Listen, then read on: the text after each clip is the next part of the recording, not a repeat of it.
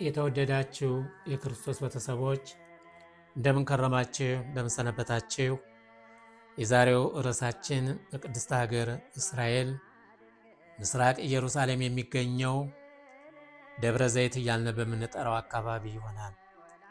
በዚህ በደብረ ዘይት ተራራ ብዙ የተለያዩ መንፈሳዊ ተአምራት የተፈጸመበት ሲሆን ዛሬ ደግሞ ከነዚህ ውስጥ አንዱን እንጠቅስላችኋለን። በቅድስት ሀገር እስራኤል ደብረ ዘይት ለኢየሩሳሌም ከተማ በስተ ምስራቅ ያለው ተራራ ነው።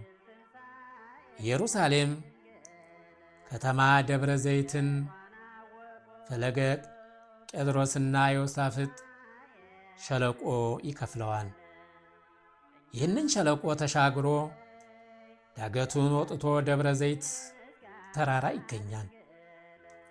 ደብረ ዘይት ተብሎ የተጠራበትም ምክንያት ከቀድሞ ዘመን ጀምሮ ተራራው የወይራ አትክልት በብዛት የሚበቅልበት ቦታ ስለነበረ ነው። ስለዚህም ተራራው ዮሴፍ ሲጽፍ ተራራው የሚያበቅለው ዛፍና አትክልት ወይራ ብቻ አልነበረም፣ ደግሞም የተለያዩ ፍሬ የሚያፈሩ ዛፎች እንደ ቴምር፣ ዘንባባም ሳይቀር በብዛት ይበቅልበት ነበር ይላል። ወይራው ግን አሁንም ቢሆን በመጠኑ አልፎ አልፎ ይገኛል። ደብረ ዘይት ተራራ ከፍተኛነቱ ከቀድሞ ዘመን ጀምሮ የታወቀ ሲሆን ከዚያ ላይ ወጥቶ ምድረ ይሁዳን በሙሉና እስከ ዮርዳኖስ ወንዝ ድረስ ከዚያም ተሻግሮ ኤዶምያስን፣ ሞዓብንና አሞንን ሙሉ በሙሉ ያሳያል።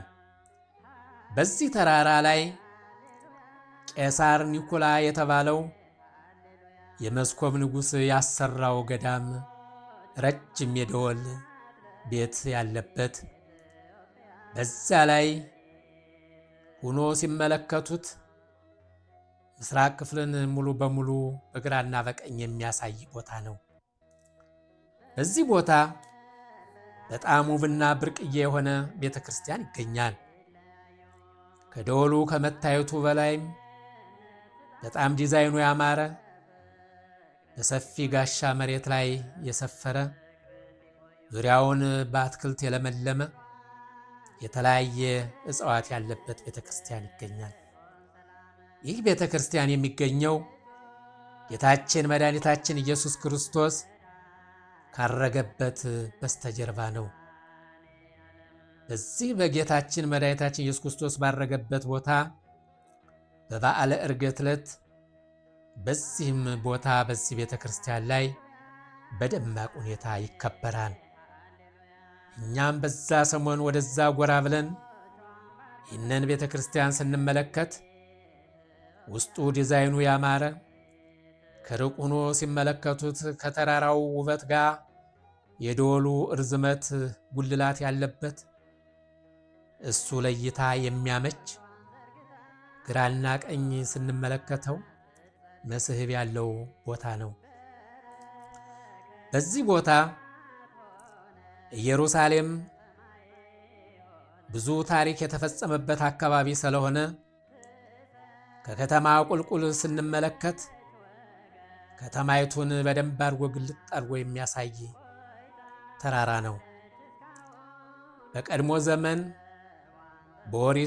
በኦሪት ሥርዓት የእስራኤል ሕዝብ በየዓመቱ የምታምር ቀይ ጊደር ይዘው ወደዛው ተራራ እየወጡ ጊደሪቱን አርደው በእሳት አቃጥለው አመዱን አፍሰው እየወሰዱ ከቤተ መቅደስ ያኖሩት ነበር። አመዱንም በውሃ እየበጠበጡ በማናቸውም ነገር የረከሱትን ሰዎች ለማጽዳት ይጨምሩበት ነበር። ይኸውም የማጽዳት ሥራ ነው እያሉ ይናገራሉ። መርጨት ማለት ነው። ሥርዓት ስለነበረው በኦሪት ዘኍልቍ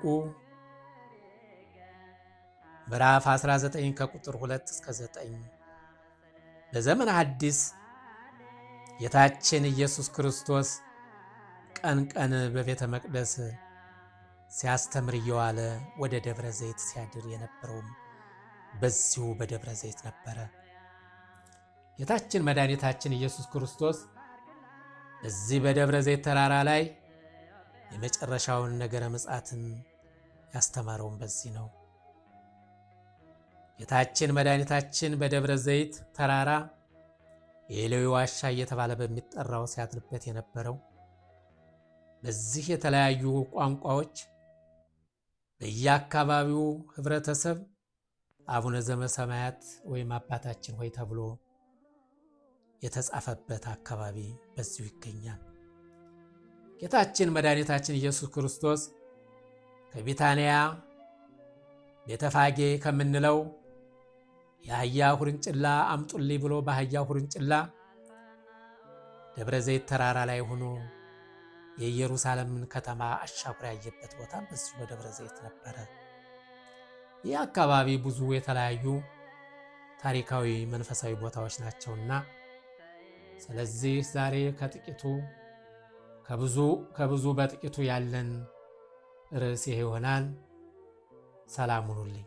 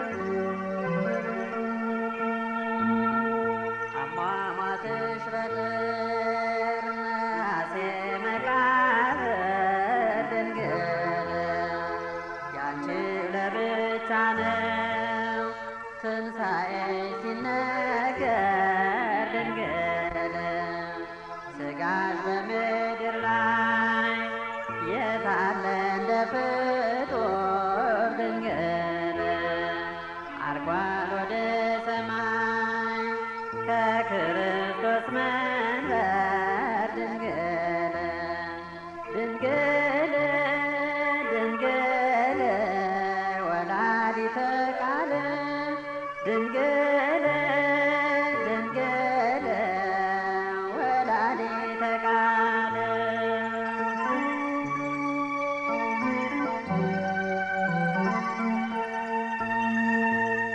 ሥጋሽን ሲያሳርጉ መላእክተ ሰማይ ድንግል ቶማስ በደመና ሲመጣ መንገድ ላይ ድንግል መግነዝ ተረከበ ለሐዋርያት ሊያሳይ ድንግል ድንግል